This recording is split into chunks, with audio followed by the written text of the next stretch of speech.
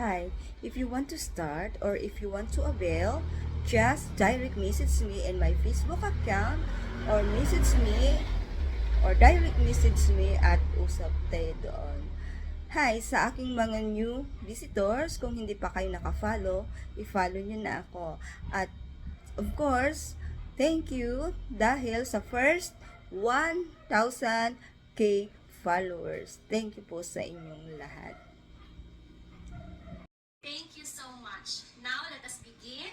But before that, I have a tip for you. Tip number 1, start with your business purpose. Like for example, ako isa akong plain housewife, nag-aalaga ng dalawang anak namin sa loob ng bahay, pero kailangan kong kumita para makatulong din sa Mr. ko financially, sa pagpapalaki at saka sa pagpapaaral ng mga anak namin. O baka isa kang tambay ngayon na naghahanap ng pwede mong pagkakitaan and gusto mong mag-start ng ganito, or baka isa kang empleyado na kumikita pero kulang ang sweldo pang support sa family, or baka isa kang negosyante na kailangan mo masustain yung operating expenses at naghahanap ka ng another source of income.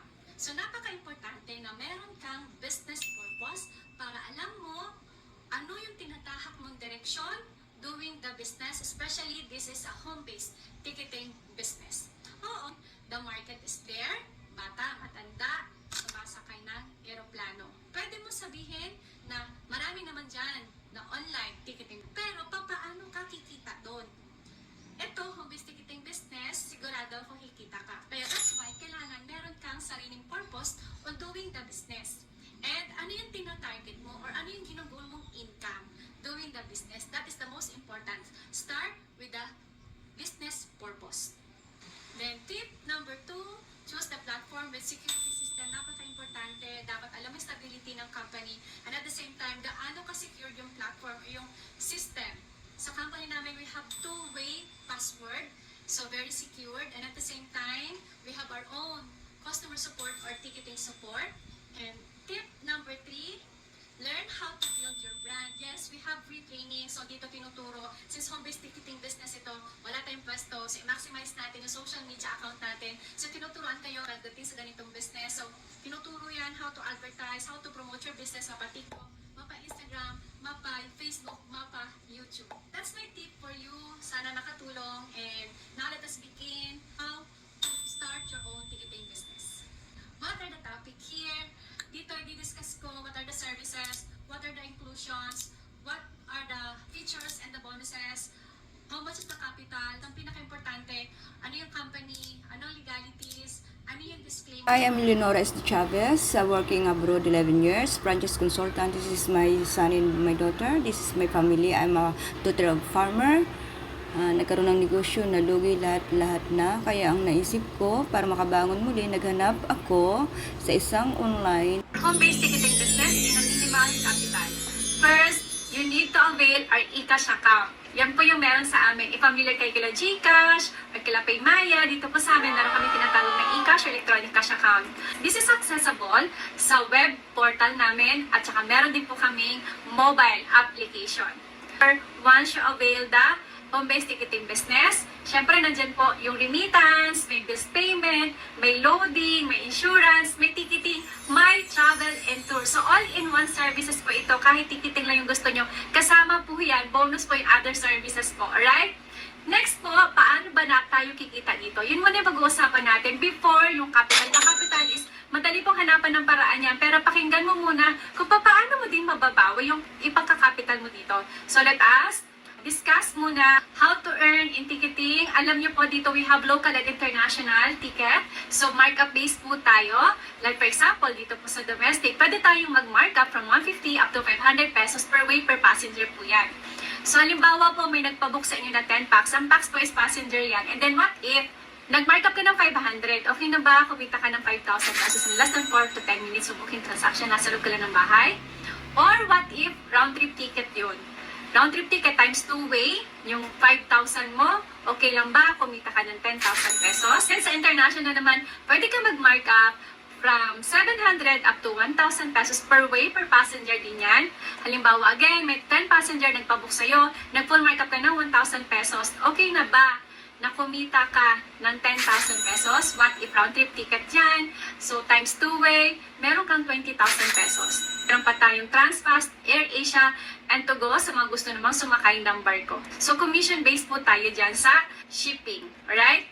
Ito po yung mga sample itinerary ng aming booking transaction. Green po, that is booked and ticketed. Once booked and ticketed na yan, you can download the itinerary or the ticket. This is the sample of our itinerary sa system. So ito po ay na-book with 23 packs sa loob ng isang araw, and then full markup ng 500 pesos. O, di ba? 11,500 pesos to market in less than, sabi natin, na-stress ka, 2 hours mong binook to, pero kumita ka ng 11,500. Ganyan po kaganda ang ticketing business. Kaya bakit maraming mga ticketing na nagsusumputan ngayon? Kasi sa upuan mo lang, ganyan yung pwede mong kitain. And ito naman po yung sample booking transaction ng aming mga international ticket. Once green again, that is ticketed. So ito yung sample itinerary ng international namin. Almost the same po siya ng domestic ticket. And ito po ay nabook na isa sa mga business partners namin, 12 packs. Nag-markup siya ng 1,000 pesos, kumita po ng 12,000 pesos. I-times 2-way natin yan kasi 2-way po yan, round trip ticket. So, kumita po ng 24,000 pesos. What if ikaw yan, no? Wow, grabe. Gandang kitaan po talaga as one of the trending business ngayon, si ticketing po. So, kung gusto nyo po magkaroon ng idea how to book tickets sa system namin, you can search sa aking channel paano mag-book ng ticket using our website or using our mobile application. Alright? And ito naman po yung sa aming travel and tours. Sa travel and tours po, we have local and international tour packages and hotel accommodation. Commission-based po dito, pwede tayong kumita local, 400 pesos per person. And sa international naman po, 700 per person. Kahit hindi na tayo mag-markup sa mga tour packages ng travel and tours, kumikita ka na po through commission. Alright? So next po is, ito naman, additional na pwede mong pagkakitaan. We have insurance, FPG at saka Malayan. Kasama din dito si MaxiCare. So dito muna tayo kay FPG at saka kay Malayan. Ang personal accident insurance po, ang ino-offer nito. Ang policy po or makiklaim is worth 100,000 pesos. Ang policy price po nito sa system is 90 pesos. Pwede natin to ibenta 300 up to 500 pesos. And meron pa tayong CTPL or Compulsory Third Party Liabilities. Next is, meron naman tayong loading. Okay, another pwede natin pagkakitaan. All telcos is available. Up to 8% ang pwede natin kitain dyan. And meron din po tayong online shopping na kung ano yung mga products na ino-offer ng company namin, you can avail the 30% discount. So, but wait, there's more. Yung aming remittance. Ang remittance po dito sa home-based package po is for personal use. Kung gusto niyo i-maximize our remittance, go for our payment center. That is an outlet. Iba naman yung kitaan doon. Dito po sa home-based package, again, the remittance is personal use. So, may limitation po yung remittance. Pwede tayong mag-send and receive ng pera padala dito. And meron pa tayong bills payment. Lahat po ng nasa Bayad Center kasi nasa system din po si Bayad Center. So, ito po yung ating home-based starter package. This is worth 18,998. Ang package inclusion po dito, you have airline ticketing, may remittance ka for personal use, meron kang bills payment, loading, at saka insurance. And meron kang free products na worth 19,000 pesos. Imagine, you have all-in-one services, one-time payment and lifetime business, and meron ka pang free products na 19,000 pesos. You have 30% discount lifetime po yan. And meron ka pang free insurance, 110,000 pesos, personal accident insurance, business kit materials, and free training. But wait, there's more. O, marami pa tayong bonuses dito. Meron kami tinatawag na finder's fee. Okay? Yung finder's fee po, every time na mag-share ka ng business mo sa kakilala mo, kaibigan mo, or even stranger po, na mag-a-avail ng worth 18,998 na bibigyan ka po ng company ng finder's fee. But this is optional. Depende sa inyo kung mag-share kayo. Pag ayaw nyo, okay lang po, we respect. Pero kung magre-refer naman po kayo or gusto nyo gawin to, bibigyan po kayo ng company ng finder's fee. For every 5 referrals mo, bibigyan ka po ng company up to 14,000 pesos na finder's fee sa first 5 na katao mo. I-explain ko sa ito kapag interested ka. Kasi once na nakapag-avail ka dito ng 8998 and then you undergo the trainings, once na natapos mo yung training, automatic you are a franchise consultant. You can share the business. Pag ayaw mo, we respect. Pero kapag gusto mo, ito yung tuturuan ka namin and yung finder's fee po na yan, mapupunta po yan sa'yo. Sayo po yan. Wala tayong hatian dyan, okay? At dahil nakapag-share ka ng business sa mga kakilala mo or stranger, every time na gagamitin nila yung services, magkakaroon ka naman po ng residual income through their services. Habang ginagamit nila yung mga services, magkakaroon ka ng residual income. Ang residual income dito, another term namin is passive income or early pension. Yung passive income, may tinatawag tayong dalawang income sa mundong ibabaw, active income, no work, no pay. Yung passive income na kahit wala kang ginagawa, kumikita ka. Ito namang early pension, dito habang ginagawa natin yung negosyo, sa mga services nila, pwede kang magkaroon ng early pension. Halimbawa, ikaw yan. Nakapag-share ka sa 5 kaibigan mo or 10 kaibigan mo, Luzon, Visayas, Mindanao, or even international. Gagamitin nila yung services, hindi na sila magpapaalam sa'yo. Tama? Pero you can earn through their services. Every time na magbubook yan sila ng ticket, domestic, may 10 pesos ka. So every book nila ng ticket, meron 10 pesos na pumapalik sa'yo. And every time na magbubook yan sila ng international ticket, may 25 pesos na papalik sa'yo.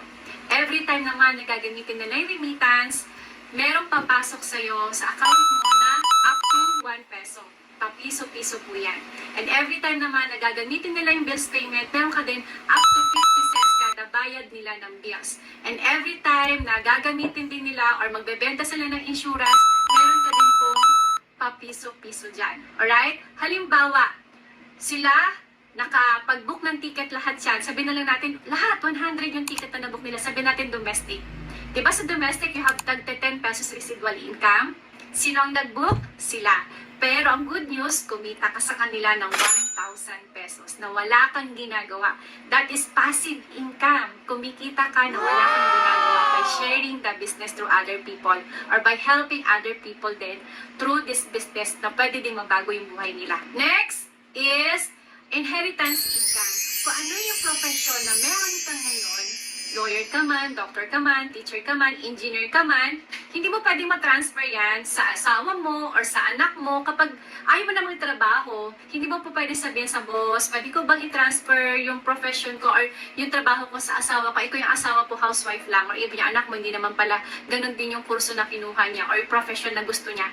Right? Hindi siya transferable. While dito sa negosyo natin, kung ano man yung ginawa mo, ano man yung tinrabaho mo dito, pag dumating yung time na ayaw mo na, hindi mo na kaya magnegosyo, pwede mo i-transfer yung account mo up to first degree of your family. Asawa mo, or anak mo, or kapatid mo, pwede mo siyang i-transfer sa kanila. Okay? Next naman is the features of the system. This is a one-time investment, lifetime business, no quota, no cash ban, no renewal, no expiration, no maintaining balance required, at pwede mo nga ipamana sa mahal mo sa buhay. Requirements, all you need is at least have an Android phone. Hindi naman po kinakailangan ng desktop or laptop. At least you have a strong internet connection. Data will do basta strong. Payment as a startup package like the 18,998. We also have 14,998 pero wala kayong freebies doon. System lang siya. And every referrals ninyo, 5 kayo, meron kayong 5K. Not unlike po sa 18,998. So payment for startup package, application form, ibibigay ko yun sa inyo if you are ready. And yung wallet or yung fund is optional. Okay? Madaling hanapan ng paraan ng ano na yan, yung wallet na yan. Or wala tayong pang pondo, try nyo pong mag-refer kasi sayang din po yung 5 tao yun, 14,000 pesos. Pwede na yung pang-rolling yun sa inyong ticketing business. And at least, one government issued or one valid ID po. And you need to attend the trainings. Ano-ano yung mga trainings na meron dito? Ito po yung mga trainings na kailangan mong maatinan. Kasi po, we have a disclaimer na bago din tayo mag-transact ng mga services or pwede bago tayo mag-introduce ng negosyo sa mga kakilala natin, kaibigan natin, or even stranger, we need to attend all the trainings. That is the disclaimer. Kasi any failures to do or misinterpretation with our company or services tayo po yung mananagot doon, hindi po yung company. Ito yung aming company, of course, Unified Products and Services. Na-establish yun noong November 11, 2011 at ang may-ari po walang iba kundi si Mr. Manuel Pascual na CPA by profession at dati siya accountant sa Bangko Sentral ng Pilipinas. At ito po yung iba't ibang company ni Mr. Emmanuel Pascual. When it comes to legalities, yes, we are 100% legit. We are registered sa Bangko Sentral ng Pilipinas, higit sa lahat. And we have SEC registration, we have BIR, lahat po yan na-comply po ng company. And in fact, we are acknowledged or awarded by PAL, Cebupac at AirAsia as one of the top-selling ticket ng mga company na yan.